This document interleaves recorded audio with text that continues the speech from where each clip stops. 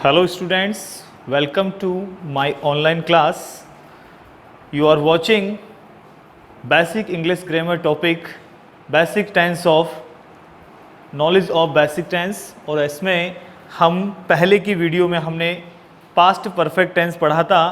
Past perfect tense के बारे में बेसिक जानकारियाँ प्राप्त की थी, सिंपल सेंटेंस बनाए थे और आफ्टर और बिफोर वाले सेंटेंस भी हमने बना लिए थे। लेकिन आफ्टर और बिफोर वाले सेंटेंस की प्रैक्टिस और ज़्यादा आवश्यकता लगी कि आपको प्रैक्टिस की आवश्यकता है, इसलिए हम नेक्स्ट वीडियो जो है वो स्पेसिफिक बिफोर और आफ्टर वाले सेंटेंस के लिए लेके आए हैं कि स्टूडेंट्स को ऐसा लग रहा होगा कि कुछ सेंटेंस हम बना लेते हैं, कुछ सेंटेंस हमारे से नहीं बनते हैं।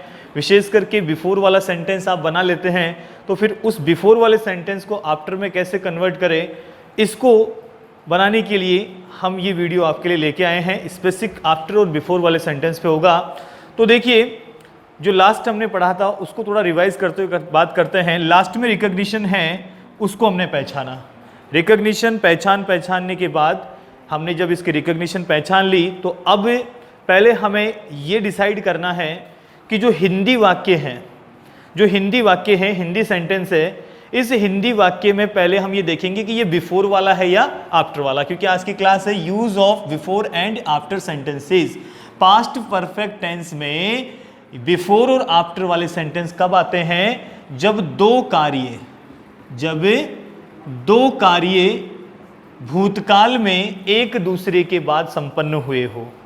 बिफोर और आफ्टर वाले सेंटेंसेस का प्रयोग पास्ट परफेक्ट में तब किया जाता है जब दो कार्य एक दूसरे के बाद भूतकाल में संपन्न हुए हो, तो वहां पर बिफोर और आफ्टर की कंडीशन लगती है। अब यहां पर हमें सबसे पहले देखना है कि ये सेंटेंस में दो कार्य है या नहीं है। अगर दो कार्य होंगे तभी बिफोर और आफ्टर वाली कंडीशन लगेगी। अगर नॉर्मल सेंटेंस हुआ, जैसे नॉर्मल की बात करें तो हम नॉर्मल सेंटेंस हुआ, जैसे मैंने कहा कि मैं नाश्ता ले चुका था, तो यहां पे मैं लिख दूंगा आई हैड टेकन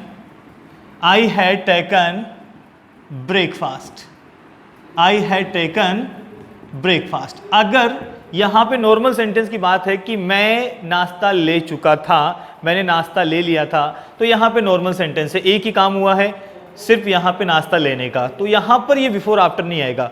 जब दो कार्य होंगे तो अब यहां पे इनको बनाने के तरीके क्या है? यदि हिंदी वाले वाक्य में, ध्यान से समझिएगा, हिंदी वाले वाक्य में अगर आपको से पहले शब्द दिखे तो उसका फॉर्मूला अलग होगा, और अगर यहां पे आपको के बाद शब्द मिले तो उसका फॉर्मूला अलग होगा। और ऐसे जब दो कार्य एक दूसरे के बाद होंगे तो उसमें दो टेंस काम में लिए जाएंगे, दो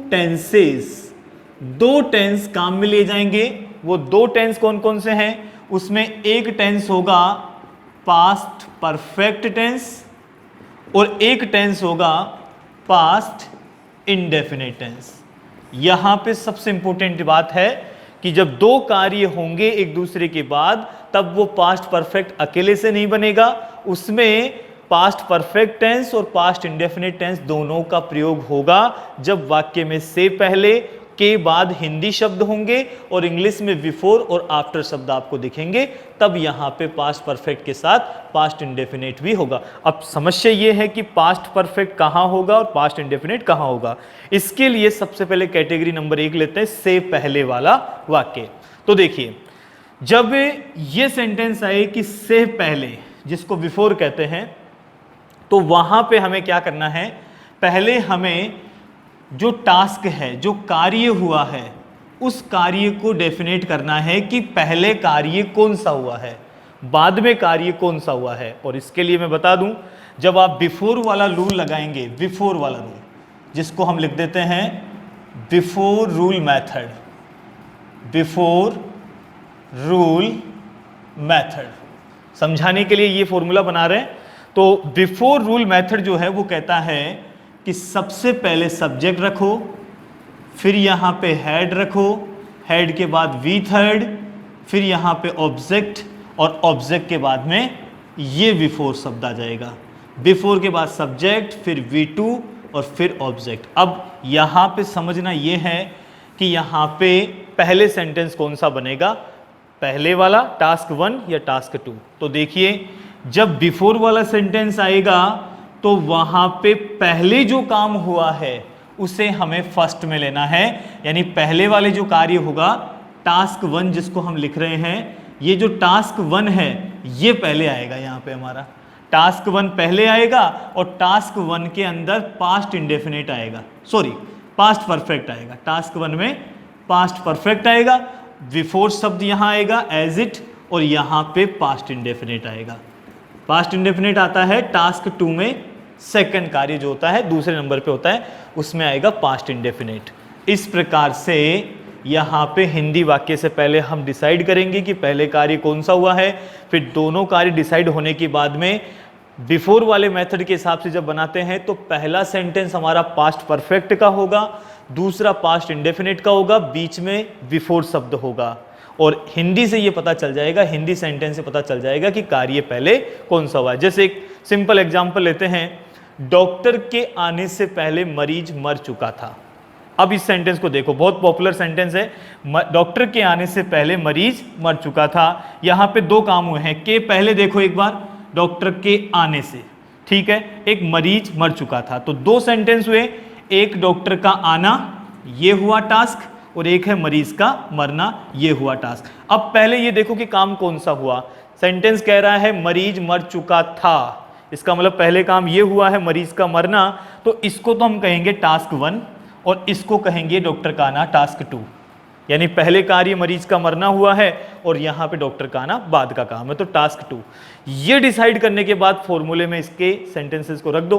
तो यहाँ पे देखो सबसे पहले हमने ये सेंटेंस, और बेसिकली हम अगर आपको एक सूत्र बताएं तो जो लास्ट सेंटेंस होता है बिफोर के बाद वाला वो आगे आ जाएगा और पहले वाला पीछे आ जाएगा। तो यहाँ पे हम इसकी बनाते हैं, मरीज को कहेंगे द पेशेंट, हेल्पिंग वर्ब क्या आएगी हैड। अब वर्ब की थर्ड फॉर्म मरने को कहते हैं डाई, तो थर्ड फॉर्म हो जाएगी डाइड।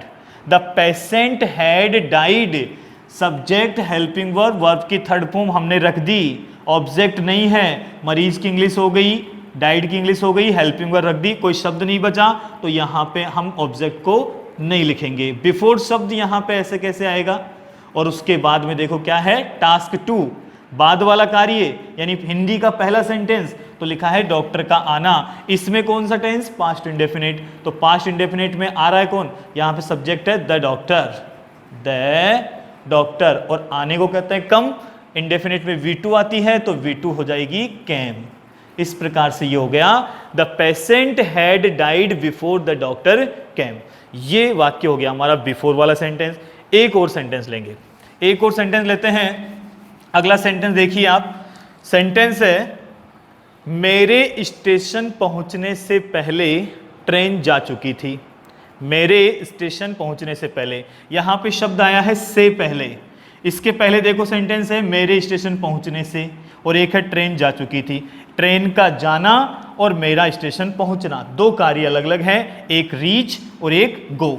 इस प्रकार से यहां पे देखा कि ट्रेन जा चुकी थी, तो ट्रेन पहले चली गई तो ये टास्क 1 हुआ, और मेरा पहुंचना बाद में हुआ तो टास्क 2 हुआ। तो हमारा फॉर्मूला कहता है वैसे कि हिंदी के सेंटेंस में लास्ट वाले की अंग्रेजी पहले बनेगी जनरल रूप से देखे तो, और अगर हम फॉर्मूले से बनाएं तो टास्क 1 पहले आएगा, टास्क 1 में पास्ट परफेक्ट, और बाद जो कार्य होता है उसमें पास्ट इंडेफिनिट। तो हम लेंगे, तो देखो यहाँ पे पहले ट्रेन का जाना तो लिखेंगे द ट्रेन हैड, वर्ब की थर्ड फॉर्म होती है गॉन, देखिए subject the train, helping verb had, verb की थर्ड फॉर्म गॉन, फिर बिफोर। अब बिफोर के बाद में क्या आएगा सब्जेक्ट, सब्जेक्ट क्या है मेरे स्टेशन पहुंचने से, तो मेरे की इंग्लिश हो जाएगी आई, और यहाँ पे पास्ट इंडेफिनिट V2, वर्ब की सेकंड फॉर्म, पहुंचने को कहते हैं रीच, सेकंड फॉर्म होती है रीच्ड, और यहाँ पे और कोई शब्द है नहीं, तो हमारी इंग्लिश बन गई the train had gone before I reached. मेरे स्टेशन पहुंचने से पहले एक शब्द रह गया है ऑब्जेक्ट, यहाँ पे I reached at the station, at the station. इस प्रकार से यहाँ पे इसकी इंग्लिश बन जाएगी हमारी एट स्टेशन। शब्द था हिंदी में तो इंग्लिश बनानी है हमें, तो यहाँ पे बन गया the train had gone before I reached eight station. ये तो दो हो गए हमारे बिफोर वाले रूल मेथड के हिसाब से कि जब के पहले से पहले शब्द आएगा तो ये फॉर्मूला हम लगाएंगे। इन्हीं सेंटेंसेस को हम बाद से भी बना सकते हैं। तो दो एग्जाम्पल है आफ्टर मेथड वाले। तो आफ्टर मेथड में कौन सा फॉर्मूला आएगा वो देखिए। उम्मीद है बिफोर वाला मेथड आपको समझ में आ गया होगा। तो अब देखते हैं आफ्टर वाला मेथड। सेकंड हमारा हो गया आफ्टर रूल मेथड, यानी इंग्लिश में शब्द आएगा आफ्टर, हिंदी में आएगा के बाद। इस शब्द को देखा, वही काम करना है, पहले टास्क डिसाइड करना है, पहले काम कौन सा हुआ। तो देखो पहला सेंटेंस है घंटी बजने के बाद, सॉरी पहला ये है डॉक्टर के दवा देने के बाद रोगी बेहोश हो गया था। डॉक्टर के दवा देने के बाद रोगी बेहोश हो गया था। तो यहां पे पहले काम कौन सा हुआ, दवा देना, और बाद सेकंड काम कौन सा हुआ, रोगी का बेहोश होना। तो यहां पर अब पहले वाले रूल से उल्टा होगा। पहले हम यहां पर इंग्लिश बनाते थे पास्ट परफेक्ट में, तो यहां पे पहले होगा सब्जेक्ट, फिर यहां होगा V2, V2 के बाद में ऑब्जेक्ट, ऑब्जेक्ट के बाद में यहां पे बिफोर की जगह आ जाएगा। अब कौन सा मेथड है, आफ्टर।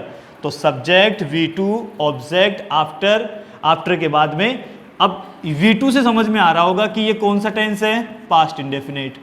और यहां पर हम बिफोर वाला मेथड लगा रहे थे, तो बिफोर वाले मेथड में यहां कौन सा आ रहा था, पास्ट परफेक्ट, तो उल्टा हो गया।